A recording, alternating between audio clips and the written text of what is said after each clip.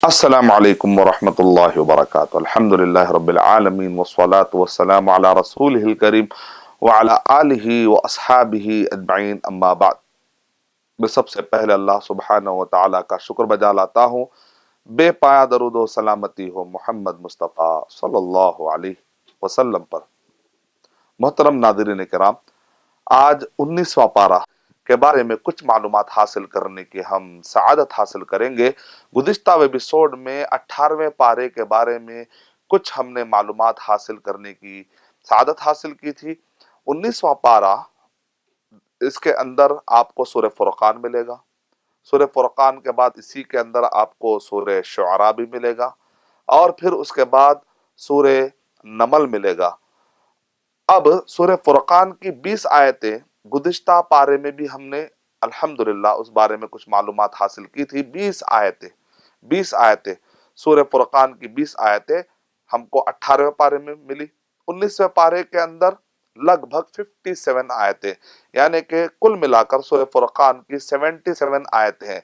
तो 77 में से 20 आयतें हमने गुज़िश्ता एपिसोड में हमने पढ़ी। तो अब कितनी रह गई? 57 आयतें। तो 57 आयतें में जो अहम मालूमात, जो अब्रज मालूमात, हाईलाइट कुछ अहम मालूमात मैं आपके सामने असबाक के तौर पर रखना चाहूँगा। एक ओवरव्यू, कुछ अहदाफ, कुछ ऑब्जेक्टिव्स रखेंगे इंशाअल्लाह, आपके सामने रखने की हम कोशिश करेंगे इंशाअल्लाह। फिर उसके बाद सूरह शुअरा। सूरह शुअरा छोटी आयतें होकर 227, यानी जनरली आपने देखा होगा 100 आयतें, 100 आयतों वाली सूरतें होती है, लेकिन 227 आयतें हैं इसके अंदर। मतलब ये है कि ये इसके अंदर चूंकि आयतें छोटी छोटी होने की वजह से हजम मुख्तसर होने के बावजूद आयतें इसमें बहुत आपको नजर आएंगी, क्योंकि आयतें बहुत छोटी आयतें हैं और बहुत ही प्यारे अंदाज में किस्से बयान किए गए हैं, नबियों के किस्से बयान किए गए हैं। सूरह शुअरा नाम में है, सूरह शुअरा, सूरह नंबर 26। सूरह फुरकान है नंबर 25, 25 के बाद 26 सूरह शुअरा। सूरह नमल है सूरह नंबर 27, उसके बाद कसस है सूरह नंबर 28। ये तीनों सूरतों की, सूरह शुअरा, सूरह नमल और सूरह कसस, ये तीनों सूरतों के बारे में आपको एक दिलचस्प बात बताऊं कि इसी तरतीब से उतरी है।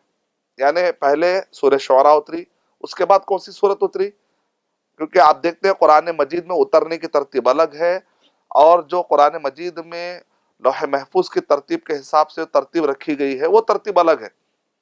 यानी इकरा सूरह अलक पहली नादिल होने के तरफ से पहली है, लेकिन कुरान मजीद में आपको 96 नंबर पर आपको ये आयत, ये सूरत मिलेगी। तो जिस एतबार से उतरी है, तो कभी सूरतें आपको कुरान मजीद में जो तरतीब है उस तरतीब के हिसाब से, तरतीब आपको उतरने के हिसाब से नहीं रखी गई है। लेकिन यहां पर आप देख रहे हैं ये तीन सूरतें ऐसे ही तरतीब से नादिल हुई। जिस वक्त पर सूरह शुअरा नादिल हुई, उसके बाद जो कौन सी सूरत नादिल हुई? उसके बाद सूरह नमल नादिल हुई। आप मुसहफ में देखते हैं, कुरान मजीद में देखते हैं कि तरतीब के एतबार से सूरह शुअरा के बाद सूरह नंबर 27 सूरह नमल है, वही तरतीब है। सूरह नमल के बाद कौन सी सूरत नादिल हुई? कसस नादिल हुई, वही तरतीब आपको मुसहफ में भी नजर आएगी। ये तीन सूरतों की खुसूसियत ये है कि जिस तरतीब से नादिल हुई उसी तरतीब से कुरान मजीद में रख दिया गया। क्यों? इस सूरह, इन सूरतों में आपस में बड़ी गहरी मुमासलत है। सूरह फुरकान पढ़ते हैं तो उसके अंदर है इस बात रिसालत, अल्लाह के रसूल सल्लल्लाहु अलैहि वसल्लम की रिसालत को साबित किया गया। जो अल्लाह के रसूल सल्लल्लाहु अलैहि वसल्लम की रिसालत को नहीं मान रहे थे, कुफ्फार कुरैश के लिए बड़ा कठिन लग रहा था, उनको हजम करवाया जा रहा है, उनको बताया जा रहा है, वो कुरान मजीद पर एतराज कर रहे हैं। क्या अल्लाह के नबी ने नऊजुबिल्लाह इसको अपनी तरफ से लिख लिया? और कुरान मजीद में जवाबात दिए जा रहे हैं, नहीं नहीं। वो लोग कह रहे हैं कि आनहु कौमुन आखरून, एक कौम ने मदद की होगी, नबी सल्लल्लाहु अलैहि वसल्लम ने लिख लिया होगा। दरअसल वो ऐसा क्यों कह रहे हैं? क्योंकि आखिरत पर उनका यकीन नहीं है। अगर आखिरत के बारे में अगर यकीन होता तो डरते बात करने से, मरने के बाद इसका जवाब देना है, उसके बारे में डर होता था। क्योंकि डर नहीं है, आखिरत का जब आखिरत का आदमी को अकीदा नहीं होता है, वो बेखौफ होकर दुनिया में ऐसे ही जिंदगी गुजारता है, बाद में पछताता है, नऊजुबिल्लाह। तो इस वजह से वो इनकार कर रहे थे और एतराज़ात कर रहे थे, रसूल को नहीं मान रहे थे, कुरान मजीद को नहीं मान रहे थे। तो सूरह फुरकान के अंदर, सूरह फुरकान माने फर्क करने वाली, क्योंकि कुरान मजीद का एक नाम फुरकान है, एक नाम अल किताब है, क्योंकि लिखी हुए अंदाज में रहेगी, उसी के अंदर इशारा है। اور یہ حکم کے معنی میں، یعنی اس کے اندر جو احکام دیے گئے وہ اللہ تعالیٰ کی طرف سے حکم ہے. کتاب، فرقان، قرآن مجید، خود قرآن مجید کا نام قرآن، تنزیل، الذکر، تو یہ مشہور نام ہے. ریمائنڈر، الذکر معنی ریمائنڈر، تنزیل معنی اللہ کی طرف سے نازل کردہ، یہ انسان کی طرف سے نہیں ہے. تو سورہ فرقان میں برابر جواب دیا جا رہا ہے، برابر جواب دیا جا رہا ہے. یہاں تک کہ سورہ فرقان کے آیت نمبر 30 میں نبی رسول شکایت کر رہے ہیں، وقال الرسول یا ربی ان قوم اتخذوا هذا القرآن مہجورا، کہ اس قوم نے اس قرآن مجید کو مہجور بنا دیا. یعنی قرآن مجید کے بارے میں تدبر کرتے، اترتا ہے قرآن مجید، فائدہ اٹھانے والے اٹھاتے ہیں، لیکن یہ قوم فائدہ نہیں اٹھا رہی، انکار پہ انکار کر رہی ہے. تو اللہ سبحانہ وتعالیٰ نبی اکرم صلی اللہ علیہ وسلم کو تسلی دیتے ہوئے کہہ رہے ہیں وَكَذَلِكَ جَعَلْنَا لِكُلِّ نَبِيٍّ عَدُوًّا مِّنَ الْمُجْرِمِينَ. اے اللہ کے نبی پریشان مت ہوئیے، غمزدہ مت ہوئیے. جب بھی نبی آتے ہیں نا، ہر نبی کے دور میں کوئی نہ کوئی ایک عدو، ایک مجرموں میں سے کوئی دشمن ٹھہر جاتا ہے اور نبیوں کو ستاتا ہے. اللہ کے نبی آپ پریشان مت ہوئیے، آپ کے کمی کی وجہ سے نہیں، یہ ان کے اپنے ذاتی کمی کی وجہ سے ہو رہا ہے. ایسا نہیں کہ نبی صلی اللہ علیہ وسلم بتانے میں کچھ کمی کر رہے ہیں، کیونکہ اللہ کے نبی صلی اللہ علیہ وسلم ہمیشہ اس خوف میں رہتے ہیں، اس فکر میں رہتے ہیں کہ کہیں ایسا نہیں کہ میرے بتانے میں کچھ کمی ہے، میرے سمجھانے میں کچھ کمی ہے، کہیں ایسا تو نہیں کہ میں کوئی ذمہ دار بن جاؤں. تو اللہ تعالیٰ تسلی دے رہے ہیں یہ آپ کی وجہ سے نہیں، یہ ان کے اپنے خباثت اور ان کے اپنی برائی کی وجہ سے جو قرآن سے پیدا نہیں اٹھا رہے. اگر دن کی روشنی کھلی ہو اور چمگادڑ کی آنکھ کو اگر نظر نہیں آ رہا ہے تو اس میں پرابلم سورج کا نہیں، اس میں پرابلم چمگادڑ کی آنکھ کا ہے. اگر سامنے میوے لذیذ رکھے ہوئے ہیں لیکن ایک آدمی کو بخار کی وجہ سے وہ لذیذ پکوان، وہ لذیذ کھانے اس کو کڑوے نظر آ رہے ہیں، تو وہ وہاں پر پرابلم وہ کھانوں کا، وہ لذیذ میووں کا نہیں ہے، اس کے زبان کا ہے. تو قرآن مجید نازل ہو گئی، نبی صلی اللہ علیہ وسلم رحمت للعالمین آ گئے، اب لوگ ایکسیپٹ نہیں کر رہے، لوگوں کو سمجھ میں نہیں آ رہا ہے. تو پرابلم محمد صلی اللہ علیہ وسلم کی زندگی میں نہیں، پرابلم قرآن مجید کے تعلیمات میں نہیں، پرابلم وہ پڑھنے والوں کی آنکھ کا ہے. سورج تو نکلتا ہے سب کے لیے، لیکن اگر کوئی آنکھ کا معذور ہے، اگر اس کو سورج نظر نہیں آ رہا تو پرابلم آنکھ کا ہے، پرابلم سورج کا نہیں ہے. تو قرآن بھی ہدی للناس، جیسے سورج سب کے لیے ہے، قرآن بھی سب کے لیے ہے، لیکن فائدہ اٹھاتے کون ہیں؟ ہدی للمتقین، جو تقوی والے ہوتے ہیں وہ فائدہ اٹھاتے ہیں. قرآن مجید میں خود کہہ دیا گیا، تو اس میں تسلی ہے نبی صلی اللہ علیہ وسلم کے لیے. تو جب یہ گفتگو ہو رہی ہے سورہ فرقان کے اندر، اور تو اللہ سبحانہ و تعالیٰ نے، آپ دیکھیں گے اس کے بعد سورہ شعراء میں تفصیل سے نبیوں کا ذکر آ رہا ہے، یعنی کیسے کیسے ہر نبی کے دور میں معارضہ ہوا، قوم نے کیسے ستایا. یہ ان واقعات کو پڑھنے کے بعد نبی اکرم صلی اللہ علیہ وسلم کو تسلی ملتی ہے کہ بھئی ایسا سابقہ میں بھی ہوا ہے. پھر سورہ شعراء کے بعد سورہ نمل میں بھی آپ دیکھیں گے وہاں پر بھی نبیوں کے واقعات ہیں، سورہ قصص میں بھی نبیوں کے واقعات ہیں. تو تسلسل کے ساتھ 3 صورتیں اتاری گئی نبی اکرم صلی اللہ علیہ وسلم کی تسلی کے لیے. سورہ فرقان میں اگر آپ اور ایک چیز غور کریں گے وہ یہ ہے کہ جب سورہ ختم ہو رہا ہے تو وہاں پر اللہ سبحانہ و تعالیٰ نے رحمان کے جو بندے ہوتے ہیں کون ہوتے ہیں، ان کی صفتیں اللہ نے بیان کی ہے. آخری میں آپ دیکھیں گے ہر آدمی جو چاہتا ہے وہ اللہ کا چہیتا بننا چاہتا ہے، تو وہ یہ صفتیں اپنے اندر پیدا کرے، انشاءاللہ اللہ تعالیٰ اس کو چاہنے لگیں گے. بسم اللہ الرحمن الرحیم. وَعِبَادُ الرَّحْمَنِ الَّذِينَ يَمْشُونَ عَلَى الْأَرْضِ هَوْنًا وَإِذَا خَاطَبَهُمُ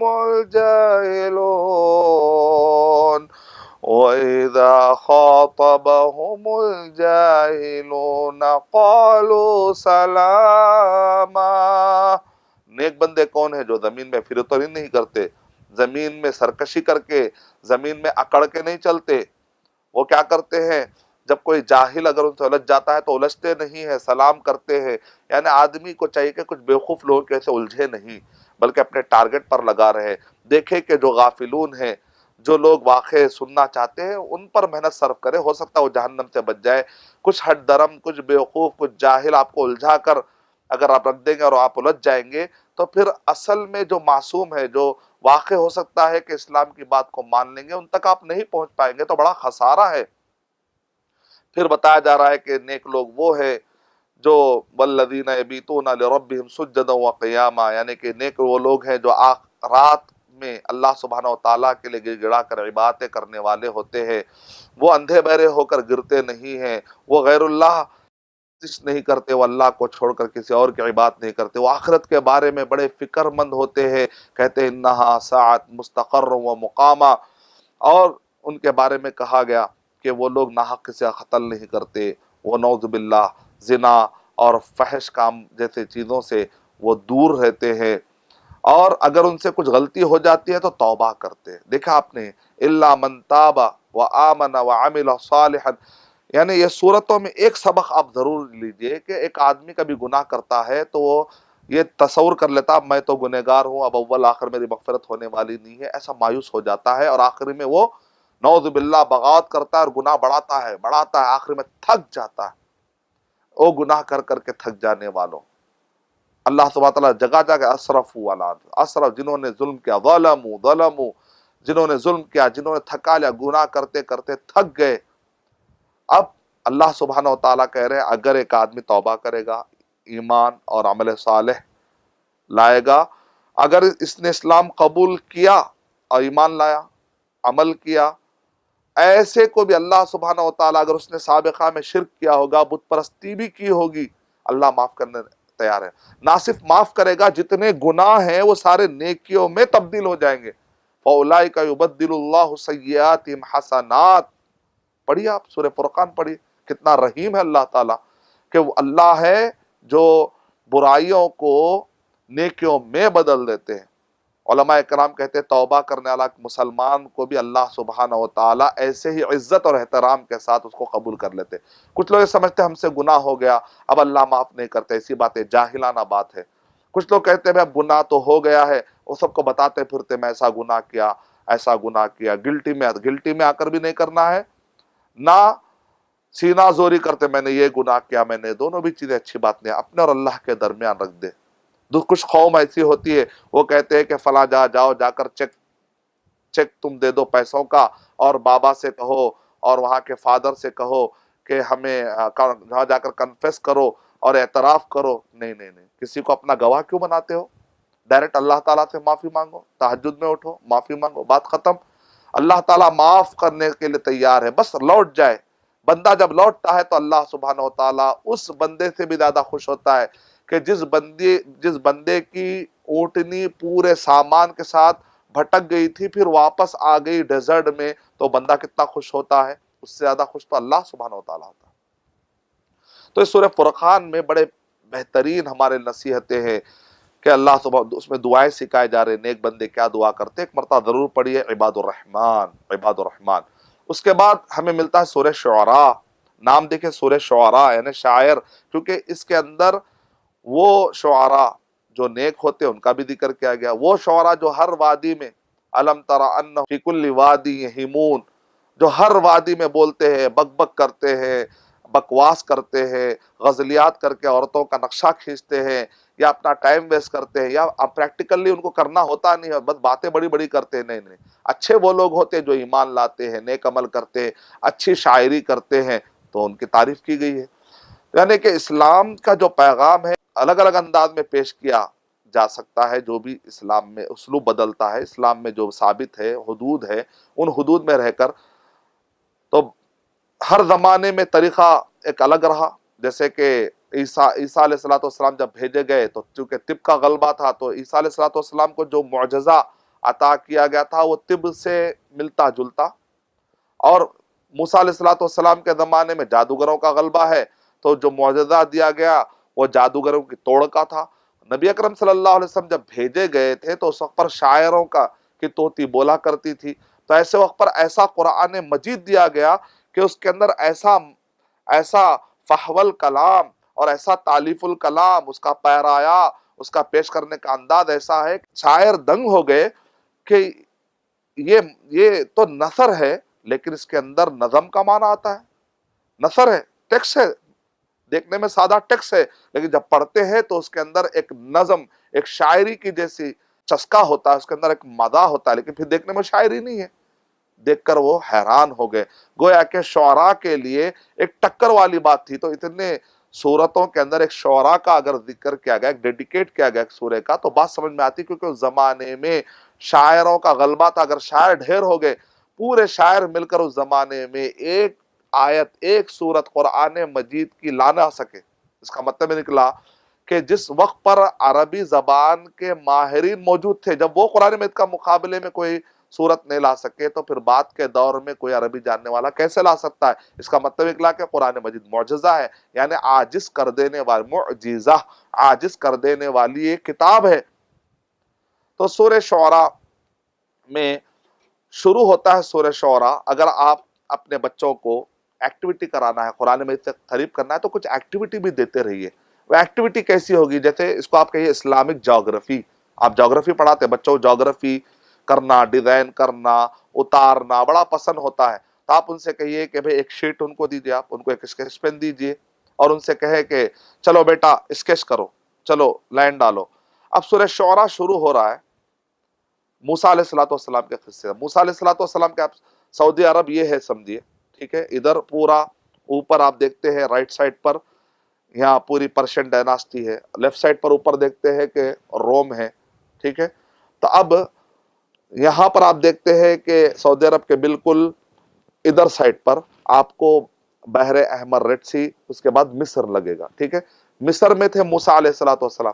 अब यहाँ से कलम घुमाइए आप, सूरह शुअरा में पहले जिक्र हो रहा है मूसा अलैहिस्सलाम, फिर उसके बाद जिक्र हो रहा है इब्राहिम अलैहिस्सलाम, तो सीरिया की तरफ लेकर जाइए, कलम ऐसा जाएगा। फिर उसके बाद नूह अलैहिस्सलाम का जिक्र है बगदाद की तरफ, कूफा की तरफ। फिर उसके बाद जिक्र हो रहा है हूद अलैहिस्सलाम की कौम आद, कौम आद, यमन और सऊदी अरब के दरमियान। फिर उसके बाद कलम को ऊपर लाइए, कलम को ऊपर लाइए, तो यहाँ पर आपको मिलेगा मदीना, मक्का मदीना, और मदीना और सीरिया के दरमियान में एक एरिया मिलेगा कौम समूद। फिर उसके बाद आप कलम लेकर जाइए ऊपर, तो वहां पर आपको जॉर्डन, जॉर्डन का एक एरिया, वहां पर लूत अलैहिस्सलाम के कौम मिलेगी आपको, लूत अलैहिस्सलाम के कौम का जो मकान है वहां पर। फिर 170 किलोमीटर दूर पर, जहां सऊदी अरब का बॉर्डर खत्म होता है और जॉर्डन का बॉर्डर आकर लगता है, शुएब अलैहिस्सलाम की दो कौमें थी, एक मदियन, एक कौम बॉर्डर के पास लगती है, दूसरी कौम है ऐका, अस्हाबुल ऐका। अस्हाबुल ऐका का भी इस पे जिक्र हो रहा है, यानी कि लूत अलैहिस्सलाम की कौम जहां रहती थी, वहां से 170 किलोमीटर दूर पर अस्हाबुल ऐका, जहां पर शुएब अलैहिस्सलाम भेजे गए, यहां पर आके कलम रुकता है। तो गया कि ऐसा पूरा दायरा बना, मूसा अलैहिस्सलाम, इब्राहिम अलैहिस्सलाम, नूह अलैहिस्सलाम, हूद अलैहिस्सलाम, कौम समूद, फिर उसके बाद कौम लूत, फिर उसके बाद अस्हाबुल ऐका। तो गोया कि पूरा ऐसा नक्शा बनता है आखिरी में जाकर। इससे बच्चों को शौक पैदा होगा। अपने बच्चों का एक्टिविटी रमजान मुबारक के दौरान एक शीट लीजिए, बच्चों को कलम लेने के लिए कहिए और उनको इस तरीके से आप कलम घुमाने के आदली कहिए, बेट यहाँ पर ये नबी भेजेंगे, नबी भेजेंगे, इस तरीके से बच्चों के अंदर शौक पैदा होता है। तो सूरह शुअरा में मूसा अलैहिस्सलाम को जो अल्लाह सुब्हानहु व तआला ने नबूवत अता की, फिर उसके बाद अल्लाह सुब्हानहु व तआला ने कहा कि जाओ ने के फिरौन को ये बता दो, फिर मौजज़ों का इजहार होता है, यहाँ तक कि फिरौन आकर कहता है कि तुम मुझे बताने वाले कौन होते हो, मैंने तो तुमको मेरे तुम परवरदा हो, गोया कि मेरे तुमने मेरे रोटियों पर तुम पले हो, इस टाइप की बात है। तो मूसा अलैहिस्सलाम नजरअंदाज करते, इग्नोर करते, कहते हैं कि पूरी कौम को तुमने, बनी इस्राइल की कौम को गुलाम बना दिया, ऐ किब्तियों, ऐ फिरौनियों, अल्लाह से डरो, ये अल्लाह के बंदे तुम्हारे बंदे नहीं। तो फिरौन गुस्से में आ जाता है, फिर जादूगरों से मुकाबला होता है, क्योंकि फिरौन ये समझता है कि अना रब्बुकुमुल आला, मैं तो तुम्हारा सबसे बड़ा रब हूँ। यहाँ तक कि एक वक्त आता है कि फिर फिरौन जो जो जादू करने वाले हैं वही लोग इस्लाम कबूल कर लेते हैं। अब फिरौन सटपटा जाता है, यानी कि पूरे वाकयात आपको मिलेंगे। उसके बाद एक वक्त आता है कि फिरौन कहता है कि थोड़ी जमात है, इनको मार के खत्म कर देंगे। वो मारने के निकलते, अल्लाह सुब्हानहु व तआला कहते हैं मूसा अलैहिस्सलाम हिजरत का टाइम आ गया है। यहाँ तक के एक जगह पर पहुंचते हैं कि अब सामने समंदर है और फिरौन, पीछे फिरौन का लश्कर है। अब ऐसे वक्त पर बनी इसराइल की कमजोरी नजर आ जाती है। वो मूसा अलैहिस्सलाम को सताने वाले बनी इसराइल कहते हैं मूसा कहाँ लाकर हमें फंसा दिए, सामने समंदर है, पीछे फिरौन का लश्कर, अब क्या होगा। मूसा अलैहिस्सलाम कहते हैं कल्ला इन्ना माई रब्बी सयहदीन। देखिए आप क्या ईमान है और कौम कैसे सता रही। قوم بعد میں اللہ سبحانہ تعالیٰ سمندر میں سے راستے بناتے ہیں، بہرحال پوری قوم بچ کر نکل جاتی ہے۔ تو موسیٰ علیہ السلام کا پالا پڑا تھا فرعون کے ساتھ، فرعون کے ساتھ۔ پھر اس کے بعد ابراہیم علیہ السلام کا ذکر ہمیں ملتا ہے کہ کس طرح ابراہیم علیہ السلام شرک کے پراخچے اڑا رہے ہیں۔ شفا دینے والا کون ہے؟ تو کہتے ہیں اذا مرضت فہو یشفین، کہہ رہے لسان صدق، یعنی کہ سچی زبان کی اہمیت بتا رہے ہیں، قلب سلیم کی اہمیت بتا رہے ہیں کہ اصل میں قیامت میں وہ کامیاب ہوگا جو قلب سلیم لے کر آئے گا، جس کے قلب میں شرک نہ ہو، جس کے جسم میں، جس کے زندگی میں شرک نہ ہو، بلکہ وہ ایک سچا موحد، سچا بندہ بن کر رہے۔ پھر اس کے بعد ہود علیہ السلام کو کیسے قوم نے ستایا، صالح علیہ السلام کو قوم نے کیسے ستایا، لوط علیہ السلام کی قوم نے کیسے ستایا، شعیب علیہ السلام کی قوم نے کس طرح ستایا۔ آخری میں پھر ڈیٹیل میں اس سورے کے اختتام میں قرآن کیسے نازل ہوا، لوح محفوظ میں، کتاب مکنون میں کیسے ہے، یعنی اللہ کے نبی صلی اللہ علیہ وسلم کو تسلی دی جا رہی ہے کہ جب بھی وحی آتی ہے، رسالت پیش کی جاتی ہے تو کچھ ظالم اٹھتے ہیں اور انکار کرتے ہیں، اللہ کے نبی آپ پریشان مت ہوئیے۔ اس کے بعد سورہ شعراء کے بعد سورہ نمل میں بھی آپ دیکھتے ہیں شروع کے ایک دو پیجز میں موسیٰ علیہ السلام کا ذکر ہوتا ہے، وہاں پر بھی مختصر طریقے سے نقشہ کھینچا گیا۔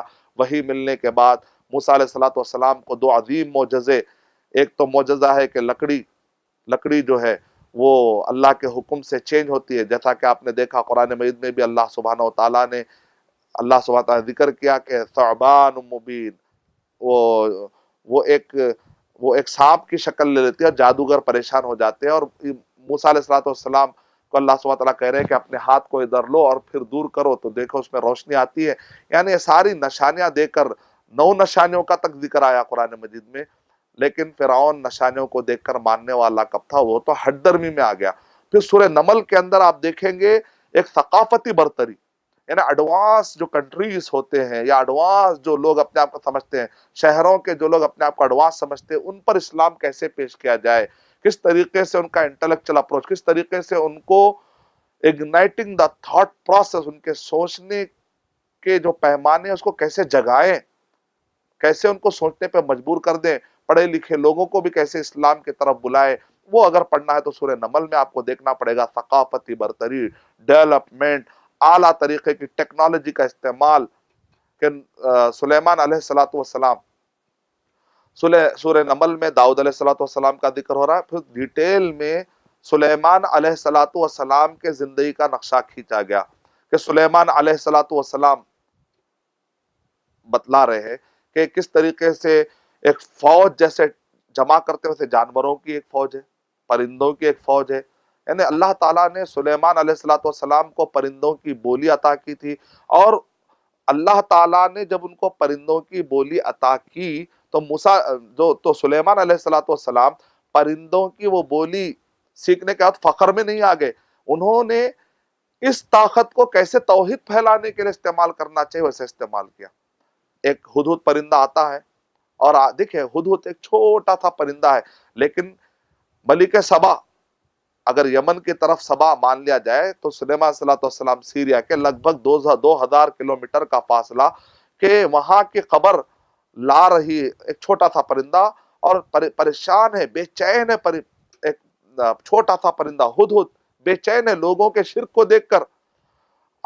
سورہ نمل کے آیت نمبر 24 اور 25 میں وہ اپنے بے چینی کا اظہار کرتے ہوئے وہ پرندہ کہہ رہا ہے کہ میں نے دیکھا کہ ایک قوم ہے اور عورت ان کی ملکہ بنی ہوئی ہے اور یہ پورے سورج کی پوجا کر رہے ہیں، یعنی سورج کی پیدا کرنے والے کی بات کریں تو بات سمجھ میں آ رہی ہے، لیکن لوگ مخلوق کی پوجا کر رہے ہیں، جبکہ ہے یہ اشرف المخلوقات۔ وَزَيَّنَ لَهُمُ الشَّيْطَانُ أَعْمَالَهُمْ فَصَدَّهُمْ عَنِ السَّبِيلِ وَهُمْ لَا يَعْتَدُونَ۔ شیطان نے ان کو اچھا کر کے بتایا، دیکھیں تزیین، شیطان کے کئی حربے ہیں، اس میں سے کیا تزیین، اچھا کر کے بتانا، راستے سے روک دینا، اور یہاں تک کہ وہ راستہ نہیں پاتے۔ اور ہدہد کتنا غصے میں کیا کہہ رہا ہے، اللہ یسجد للہ الذی یخرج الخبأ، یہ لوگوں کو کیا ہو گیا ہے، ان کو عبادت اس کی کیوں نہیں کرتے جو آسمان اور زمین کے چھپے ہوئے چیزوں کو نکالتا ہے، یعنی آسمان کی بارش دیکھنے میں آسمان کھلا ہوتا، اچانک بادل آتے ہیں، بارش ہوتی ہے، زمین دیکھنے میں صاف لگتی ہے لیکن اچانک لہلہاتی سرسبز اور شاداب وہاں سے سبزیاں نکلتی ہیں، میوے نکلتے ہیں، یہ جو چھپے چیزیں نکالنے والا، جو پاور رکھنے والا ہے، کیوں اس کی عبادت نہیں کرتے؟ تو سلیمان علیہ السلام کے قصے میں توحید ہی توحید بتائی گئی، یہاں تک کہ ٹیکنالوجی کا ایسا استعمال، ایسی قوت کا اظہار کہ سلیمان علیہ السلام کو کئی مخلوقات پر کنٹرول اور پاور مل گیا۔ تو سلیمان علیہ السلام کے بارے میں یہ بتایا جا رہا ہے کہ درباریوں سے سلیمان علیہ السلام نے پوچھا کہ یہ جو خاتون ہے اس کو کس طرح سے توحید کی طرف بلانا چاہیے، تو سلیمان علیہ السلام نے اپنے درباریوں میں سے کہا، جن بھی تھے دربار میں اور علم والے، تورات کے جاننے والے بھی تھے، تو جن نے کہا، قال عفریت من الجن، عفریت ایک بہت بڑا جن کھڑا ہو کر اس نے کہا کہ آپ اپنے مقام سے اٹھ کر بیٹھنے سے پہلے میں لا کر رکھ دوں گا۔ میں ملک سبا کا تخت اٹھا کر لانے کے لیے کئی ہزار کلومیٹر دور سے اٹھا کر لانا ہے، جن کیا کہہ رہا ہے، میں آپ کے اٹھ کر بیٹھنے کے لیے جتنا ٹائم لگتا ہے اتنی دیر میں لاؤں گا۔ تو جس کے پاس علم ہے، دیکھیے یہ جن یہ انسان ہے، بعض مفسرین کی رائے کے مطابق جو راجح قرار دیا گیا، وہ کیا کہہ رہا ہے کہ قبل ان یرتد، آپ کے پلک جھپکنے سے پہلے لا کر رکھ دوں گا، اور لا کر رکھ دیا۔ اس کا مطلب کیا نکلا؟ اشرف المخلوقات کو اللہ نے ایسی ایسی بے پناہ صلاحیتیں دی ہے کہ وہ جنوں سے نہ گھبرائیں، شیطان سے نہ گھبرائیں۔ اشرف المخلوقات، اللہ نے تو حکم دیا آدم علیہ السلام کو سجدہ کرنے کے لیے جنوں کو، فرشتوں کو، تو آدم علیہ السلام کا مقام بڑھ گیا، اشرف المخلوقات کا مقام بڑھ گیا، تو انسان خواہ مخواہ کے جنوں سے نہ گھبرائے، انجانے خوف میں مبتلا نہ ہو۔ اس میں ایک ہمارے لیے تسلی بھی ہے۔ دیکھا آپ نے، ایک علم والا جو انسان اللہ جب درجے پر پہنچ جاتا ہے تو اللہ تعالیٰ کرامتوں کا ظہور بھی کرتے ہیں، نبیوں کے لیے معجزے، نیک اولیاء کے لیے اور نیک لوگوں کے لیے جو نبی نہیں ہوتے ان کے لیے کرامت، یہ سب اللہ سبحانہ تعالیٰ قادر ہے۔ اور سلیمان صلی اللہ علیہ وسلم نے کہا نکرو، یعنی تو تھوڑا سا تبدیلی کر دو اس کے اندر، دیکھتے ہیں کہ پہچانتی ہے یا نہیں پہچانتی یہ خاتون۔ جب یہ خاتون آئی تو آج سلیمان صلی اللہ علیہ وسلم نے کہا کہ کیا یہ احاکذا عرشک، کیا عرش کی، کیا یہ تمہارا تخت ہے کیا؟ تو اس نے کہا ایسا لگتا ہے، کیونکہ تھوڑی سی تبدیلی۔ تو اس کے بعد وہ دربار میں داخل ہونا چاہتی ہے تو ایسا لگتا ہے جیسا کہ وہاں پر پانی ہے۔